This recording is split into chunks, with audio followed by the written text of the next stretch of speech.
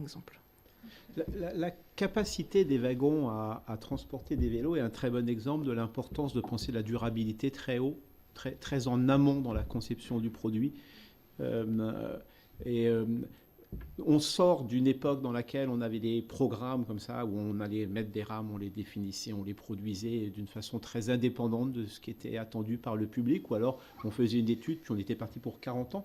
Mais là, on a un parfait exemple de nécessité en amont de penser ces choses-là. C'est-à-dire que l'idée n'est pas de commander des rames capables de prendre des vélos. L'idée est de penser, de concevoir les rames de train de façon à ce qu'elles puissent évoluer en même temps que nous évoluons sans avoir à remettre en cause ni l'infrastructure, ni les équipements qui roulent sur les infrastructures.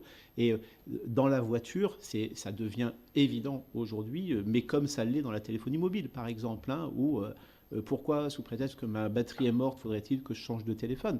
Non, il faut penser les choses d'une façon modularisable qui fait que les Anglais appellent ça la versatilité. On pourrait imaginer, comme ça se fait d'ailleurs bizarrement en aviation. L'aviation a une énorme avance sur plein de choses, puisque bizarrement, un avion, après, faut-il utiliser des avions pour faire des Paris-Barcelone à 25 euros? Je ne suis pas sûr. Et c'est peut-être le principe qu'il faut remettre en cause et non pas la capacité à le faire perdurer. Mais en tout cas, les avions ont été pensés dès le début comme des engins durables.